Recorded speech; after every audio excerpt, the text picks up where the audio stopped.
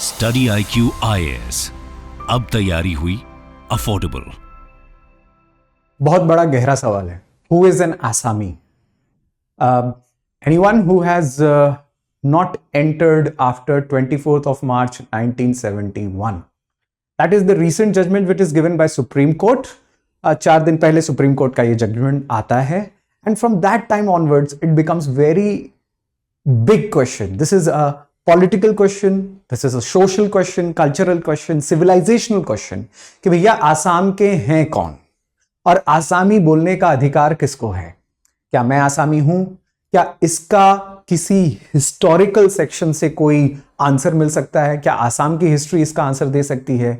क्या आसाम की जनता मूवमेंट्स जिसके बारे में ये बात की जा रही थी, या आसाम के AASU movements, the all Assam students union movement, क्या इसकी भाषा या इसकी आंसर्स दे सकती है? इन सब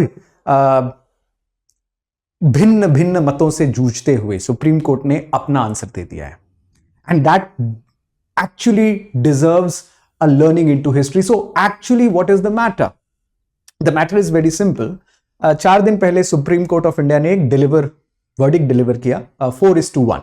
The judgment was very simple. This judgment said that the section 6A of our constitution, the article 6A stands true, and the article is कि जो भी आसाम में 24 मार्च के बाद, 24 मार्च 1971 के बाद आते हैं वो आसामी नहीं कहलाएंगे। उससे पहले जो आसाम में इमिग्रेंट्स रह रहे थे या जो भी आसाम के पार्ट थे, they are the real people who are there who suppose to get citizenship. ये इसलिए होता था बिकॉज मार्च 25 1971 को एक कट ऑफ पॉइंट लिखा गया था, जिसके बाद ये बताया जा रहा था that illegal immigrant started entering Assam in a huge quantity. अब ऐसा इस समय क्या हो रहा था? That is in 1971. What happened at this date? This is a very interesting phenomena. ये इसलिए भी actually article 6A, section 6A of the 1955 Citizenship Act is coming because of one very simple accord. Actually accord हुआ था 1985 में between the Rajiv Gandhi government and the All Assam Students Union, और इस accord के तहत ये section add किया गया था 1955 सिटीजनशिप एक्ट में, जो हमें आप सबको सिटीजनशिप के डिफरेंट कट ऑफ पॉइंट्स बताती है। For example all over India it is 1951। सो 1951 के पहले तक भारत में विभाजन के साथ भारत और पाकिस्तान का जन्म होता है, तो विभाजन की वजह से बहुत सारे लोग आ जा रहे थे। India was getting freedom along with partition. So for entire India it was 1951 which was the cut off date, but for Assam it is 1971, and that too 24th of March 1971. तो ऐसा क्यों है? That is what we have to understand, and this is the picture of that Assam Accord or the Rajiv Gandhi ASU Accord, All Assam Student Union Accord, जिसके वजह से ये section आया। इसी के ऊपर सुप्रीम कोर्ट में हलफनामे दायर हुए थे that whether we should keep this section out there where the citizenship criteria for the rest of India is the same, but for Assam it is different. Assam में ऐसा क्यों कि 1971 तक जो लोग आ रहे थे वो आसाम के हैं और उसके बाद में जो लोग आ रहे हैं वो आसाम के नहीं है? तो ऐसा 1971 में होता क्या है? That is what we have to see. That's the main issue. So who is an Assami? This question actually invokes a lot of strong reactions. बहुत ज्यादा strong reactions आते हैं। इनफैक्ट करीमपुर में या बाद के आसाम के बहुत सारे डिस्ट्रिक्ट्स में, छाछार बेल्ट में, कचार बेल्ट्स में, we have had killings. In fact ऐसा देखा गया है कि इस क्वेश्चन को लेकर इतने स्ट्रॉन्ग पॉलिटिकल मूवमेंट्स हुए हैं कि अब इसके ऊपर एक प्रकार का बहुत बड़ा बैन लग चुका है कि आप बोल नहीं सकते खुले तौर पर या आप सुन नहीं सकते खुले तौर पर that who is an actual Asami. तो कौन किसको कहेगा कि that who is an actual Asami? This question actually, mind my words, is an element of time, is a function of time. जितना समय आप पीछे जाते हैं उतना ही आंसर चेंज होता है, और अलग अलग लोग इस आंसर्स के, इस क्वेश्चन के बारे में क्या कहते हैं कि हु इज एन आसामी, उसको लेकर अलग अलग आंसर्स भी आते हैं। So we are going to see that in today's video.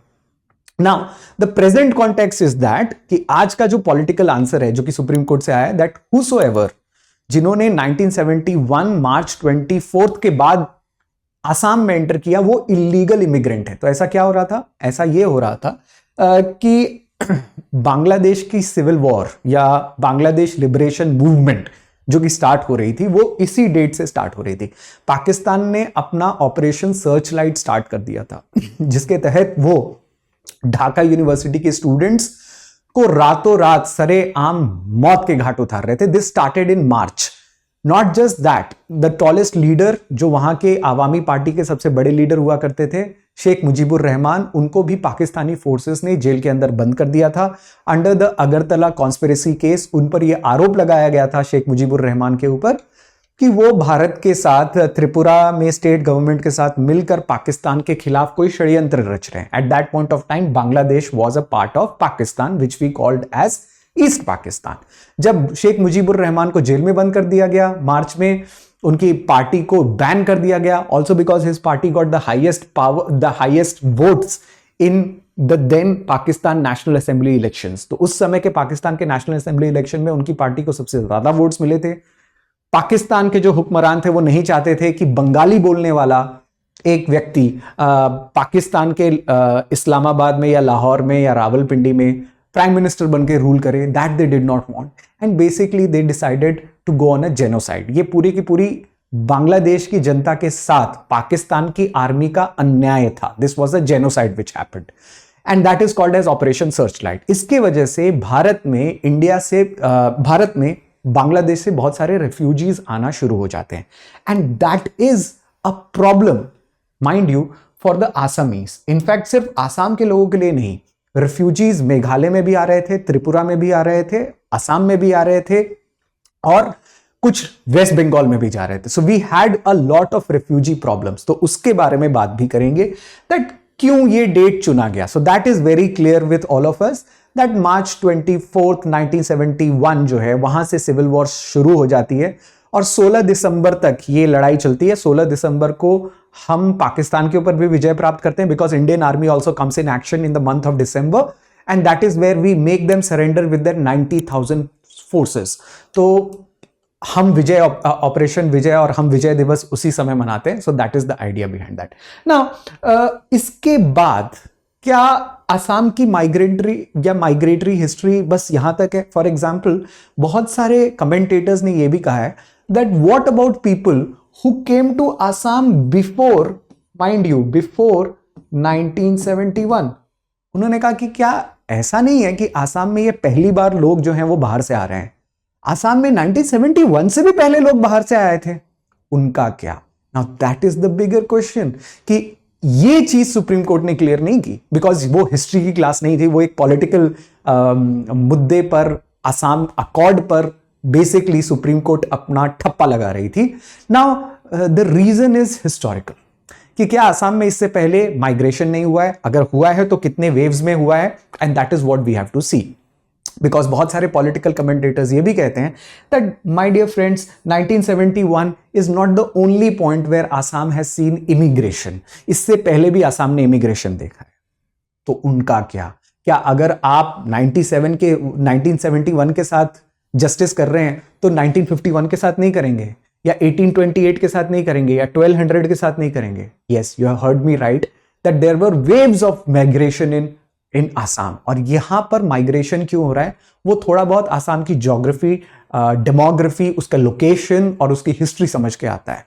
So let us come to that, but before we come to that I want to tell you a very important fact, important announcement for you is that Diwali का season is round the corner and we have started with our P2I foundation batch. The batch starts from 28th of October at 6 p.m. That is just the time around Diwali, and this is a very opportune movement for you because Diwali ka sale is live. You're getting this at this price, P2I foundation 12 महीने में, that is prelims to interview foundation. This is also an MRP course जिसमें आप means residential program करेंगे। जब आप prelims clear कर लेते हैं then we provide you an opportunity to do a class with us in offline mode for preparation of mains. So this is a twin scenario जहां पर prelims पास करने के बाद आप mains की भी तैयारी हमारे साथ residential form में करते हैं, provided you use the code ASHLIFE. When you use this code you get the added discount, otherwise you have to pay a premium price. तो वो गलती मत करिएगा, जब भी कूपन कोड्स के लिए कहा जाए use the code ASHLIFE, for that you'll get the maximum discount. I'll speak about the P2I foundation courses at the end of the lecture also, so stay tuned for that. Now coming to the waves of migration, जैसे कि मैंने कहा आसाम में 1971 के पहले भी migration हुए हैं और ये बहुत सारे लोगों को चौंकाता है, जैसे कि बहुत सारे पॉलिटिकल कमेंटेटर्स ने भी और हिस्टोरिकल कमेंटेटर्स ने भी कहा है कि what about the migrations of 1971 and before that. So starting from the time period of 1200 और 12th सेंचुरी में अहोम्स आते हैं फ्रॉम द यूनान प्रोविंस ऑफ चाइना. सुखापा नाम के एक यंग कमांडर प्लस प्रिंस होते हैं and they start the Ahom dynasty in India. Ahom dynasty 1228 से लेके 1828 तक इंडिया में स्थापित रहता है, जिसने दिल्ली सल्तनत के रूलर्स को भी देखा, मुगलों के रूलर्स को भी देखा और उसके बाद में ब्रिटिशर्स को भी देखा. It was with Britishers particularly that the Ahoms sign a treaty of Yandabu. जैसे ही ट्रीटी ऑफ यांडाबू साइन होता है, आप यहां पर आसाम की एक प्रकार से टोपोग्राफी देखिए. Assam is right out here, जो कि एक हिमालयन एक्सिस के बीच में है. ये हिमालयन यू पिन बेंड है.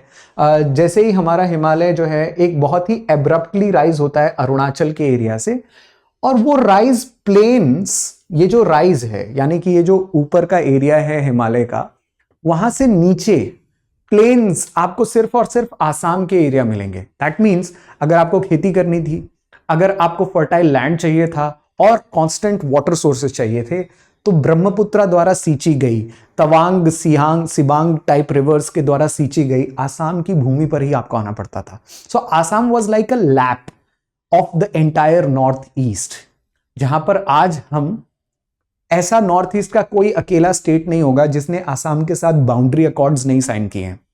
Assam is like a mother of north eastern states. सारे नॉर्थ ईस्टर्न स्टेट्स को आसाम ने जन्म दिया है, चाहे वो अरुणाचल हो, मेघालय हो, त्रिपुरा हो, नागालैंड हो, मणिपुर हो, यहां पर मेघालय हो, you name it and they have a treaty with Assam. In fact border disputes Assam के साथ लगभग सारे नॉर्थ ईस्टर्न स्टेट्स के रहे हैं, because all of them have come out of Assam. So Assam का जो एरिया है उसने टिबेटो बर्मन माइग्रेशन भी देखा है, टिबेटन प्लेटू से भी देखा है, यहां पर पतकाई हिल से भी देखा है, यानी कि towards from the area of Myanmar भी देखा है माइग्रेशन, नागालैंड के एरिया से भी देखा है, बर्मा के एरिया से भी देखा है, इम्फाल के एरिया से भी देखा है. In fact the Burmese dynasties, Burma के डायनेस्टी ने भी आसाम पे चढ़ाई करने की कोशिश की थी, जो बाद में ब्रिटिशर्स ने थ्वॉट कर दिया या ब्रिटिशर्स उनको कामयाब नहीं होने देते. सो यू सी कि चारों तरफ से इस लैप में, इस प्लेन में आसाम ने माइग्रेंट्स को अट्रैक्ट किया है. The very first starting from the recorded history वो है Ahoms. After Ahoms a very interesting thing happens with Britishers. Britishers जैसे ही ट्रीटी ऑफ यांडाबू सेटल करते हैं, यानी कि अहोम डायनेस्टी के साथ एक 1826 में ट्रीटी करते हैं, उसके बाद आसाम को चाय के बगान का एक नया एरिया बनाते हैं. Assam has a very interesting soil formation called as Duar formation. Geography में आप पढ़ते हैं कि दुआर फॉर्मेशन चाय उगाने के लिए सबसे बेहतरीन फॉर्मेशन हुआ करती थी सॉइल की. टेरेस गार्डन्स चाहिए थे उनको, तो टेरेस गार्डन्स आसाम में प्रोवाइड किए जा रहे थे. And a very interesting reason is that कि पहले चाय यानी कि टी हम इंपोर्ट करते थे चाइना से. जब 1842 में ब्रिटिशर्स का चाइना से वॉर हुआ, उस वॉर के बाद ब्रिटिशर्स चाइना से टी इंपोर्ट ज्यादा नहीं कर पाते थे और उन्हें इंडिया में एक जगह चाहिए थी, and that area was provided by Assam. Because of that reason Britishers के आने के बाद सबसे पहले जो इमिग्रेंट्स आए वो थे चाय के बगान में काम करने वाले labourers. So tea labourers came and then came the jute workers. Bengal और ईस्ट बंगाल जो कि आज का बांग्लादेश है, वहां पर जूट की खेती बहुत ज्यादा हो रही थी. तो जूट वर्कर्स, जूट के बगान में काम करने वाले लोग, because jute is a very extensive and a very intensive crop, labour intensive crop है, तो वहां पर भी चाय के बगान के साथ साथ काम करने वाले और भी लोग चाहिए, तो जूट के काम करने वाले लोग आसाम में आने लगे. And then Assam rail node और rail network started building. Britishers ने ये रेल नेटवर्क बनाना शुरू किया after 1850s. And again some workers जो कि रेल नेटवर्क में काम कर रहे थे वो भी आ गए. सो ये एक वेव था 1828 के बाद, जो ब्रिटिशर्स आसाम को एक चाय, जूट और रेलवे कॉलोनी में तब्दील करना चाहते थे और उसके वजह से लेबरर्स आना शुरू हो गए. तीसरा माइग्रेशन होता है 1921 से 47 के बीच में, यानी कि ब्रिटिशर्स अब इनसे आगे आसाम को मेंटेन कर रहे थे. सो यहां पर यह बताया जाता है कि बंगाली इमिग्रेंट्स जो ब्रिटिश सरकार के बंगाल प्रोविंस में काम करते थे, वो Bengali immigrants like those who used to stay in Dhaka, those who used to stay in Mymensingh, ये सारे प्रोविंसेस जो हैं अब बांग्लादेश में। तो जो ब्रिटिश प्रोविंस के बंगाल प्रोविंस में काम करते थे वो अब आसाम को अपना घर बनाने लगे, particularly the Bengali speaking group, जो कि एक जमाने में ब्रिटिशर्स के लिए काम करते थे। Please also note that Britishers made Assam a lieutenant governors province. तो उन्होंने आसाम को एक अलग प्रोविंस बना रखा था, लेफ्टिनेंट गवर्नर्स प्रोविंस, ताकि वहां का माइक्रो मैनेजमेंट हो सके, वहां की इंडस्ट्री जो है फल फूल सके। और उसकी वजह से ये नए ग्रुप प्लांटर्स, पहले तो लेबरर्स और उसके बाद बंगाली स्पीकिंग इंटेलिजेंसिया जो क्लर्क के तौर पर काम कर रही है, जो बाबूज हैं, जो लॉयर्स हैं, जो बिजनेसमैन हैं, जो बंगाल में रहते हैं, वो अब आसाम की ओर आने लगे और आसाम की वादियों में आने लगे at that point of time. And then comes the famine of 1943, great famine of 1943 in Bengal.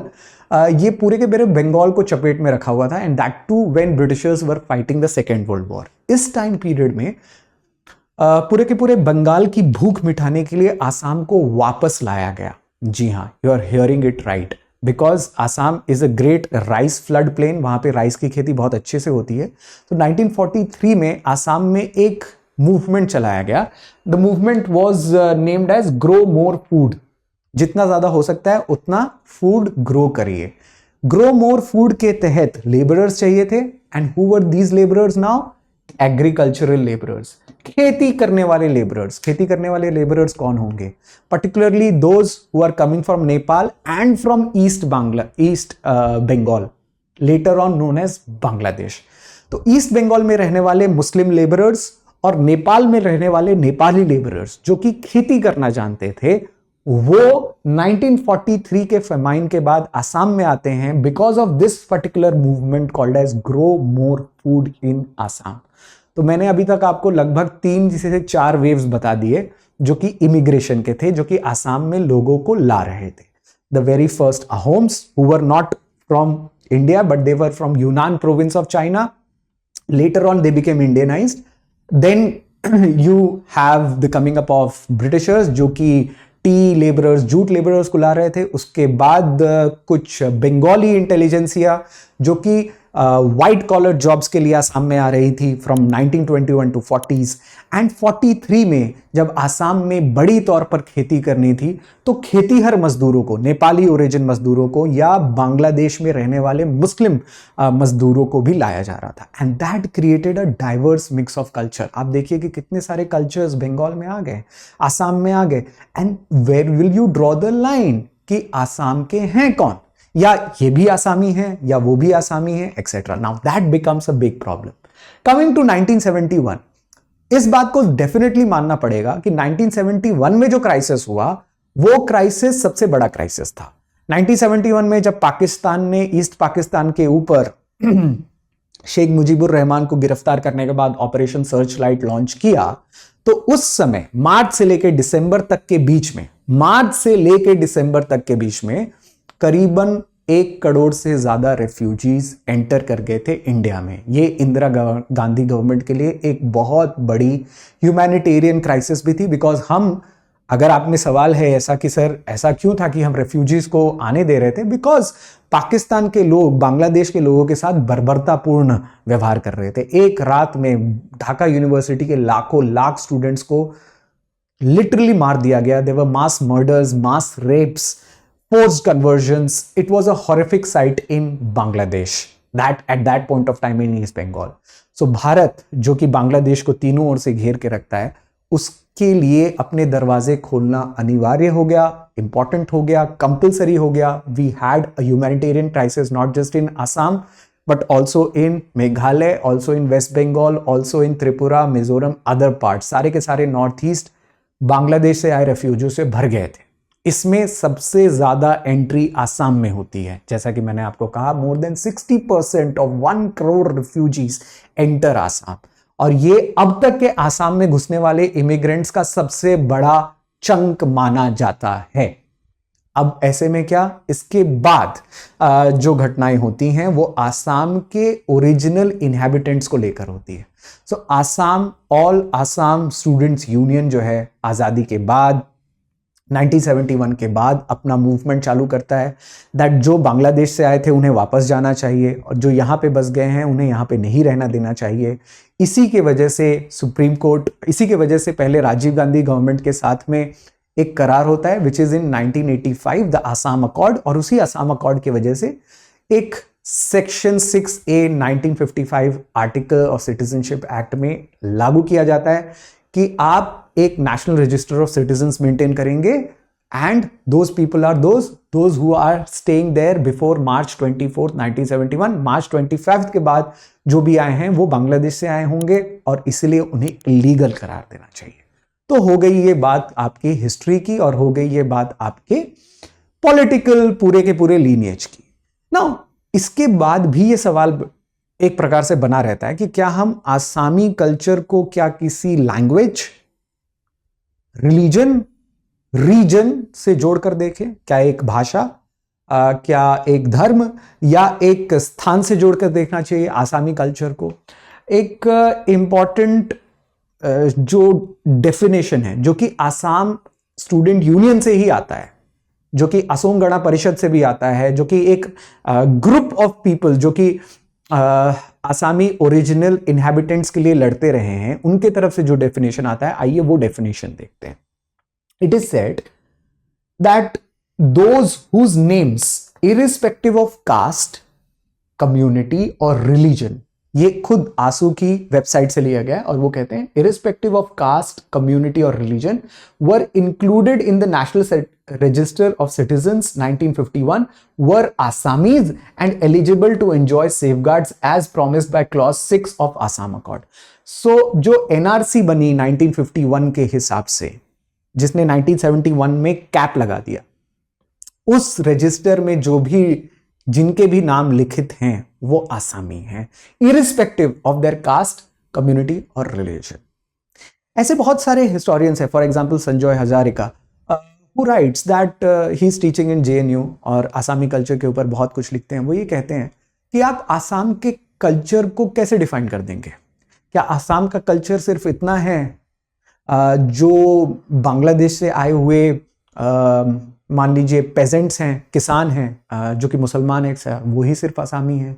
या 15-16 सेंचुरी में जो शंकर देव के सत्रा गाते थे या शंकर देव की जो भजन गाते थे, क्या सिर्फ वही आसामी हैं? या वो भी लोग आसामी हैं जो अहोम डायनेस्टी के थ्रू आसाम में आए और उन्होंने मुगलों से लड़ा, औरंगजेब से लड़ा, या दिल्ली सल्तनत से लड़ा और फिर भी अपने कल्चर को मेंटेन रखा? या आप उनको आसामी कहेंगे जो चाय के बगानों में या जूट के मिल्स में दिन रात काम करते रह गए और अपने खून पसीने से आसाम के कल्चर को भी सुदृढ़ बनाया, आसाम के इकोनॉमी को भी मजबूत किया? सो व्हाट इज आसामी culture? Who are the people of Assam?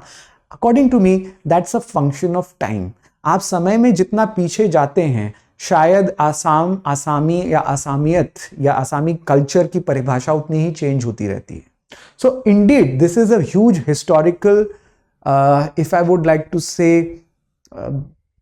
travesty on the people who inhabit the region and call that region as their motherland or call that region as their home. ये उनका क्षेत्र था, ये उनका देश था या उनकी जगह थी जो कि एक बहुत ही खराब पॉलिटिकल मूवमेंट के वजह से दूषित हो गई या कभी कभार उनको झेलना भी पड़ा। I am speaking about the 1971 the Bangladesh refugee crisis. Bangladesh के लिए भी ये कोई बहुत अच्छी घटना नहीं रही, जहां पर बहुत सारे लोगों को मार दिया गया, उसमें बहुत सारे हिंदूज भी थे। इनफैक्ट बांग्लादेश रेफ्यूजी क्राइसिस में ज़्यादातर अटैक्स हिंदूज पर होता है, उन पर भी होता है जो आवामी लीग के अनुयायी हुआ करते थे, आवामी लीग के फॉलोअर्स हुआ करते थे, शेख मुजीबुर रहमान के लोग हुआ करते थे।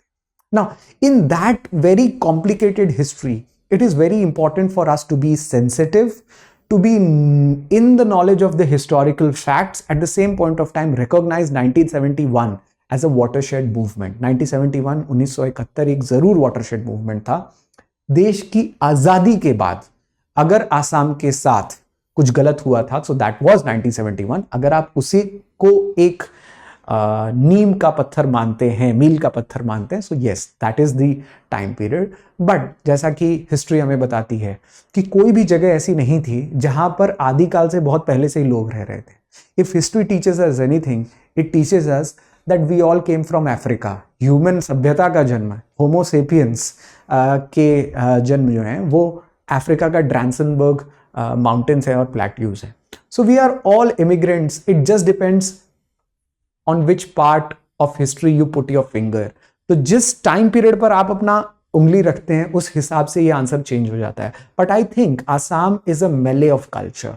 आसाम में वो सब कुछ है जो कि इतने साल से आपको एक अहोम बनना भी सिखा सकता है, एक बिहू डांस करना भी सिखा सकता है, आचार्य शंकर देव के भक्ति गीत गाना भी सिखा सकता है, एक राइस कल्टीवेटर के जैसे स्टर्डी बॉडी रखना भी सिखा सकता है. आसाम में वो सब कुछ है जो एक सिविलाइजेशन में होना चाहिए. It is a big and a very ancient place which needs to be catered.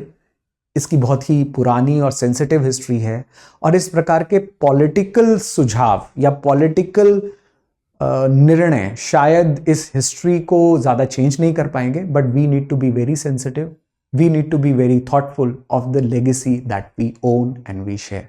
Thank you for watching this. I hope you like this session. अगर आपका इसके प्रति कोई कमेंट हो, सजेशन हो तो आप मेरे साथ मेरे टेलीग्राम चैनल पर भी ज़रूर जुड़ सकते हैं.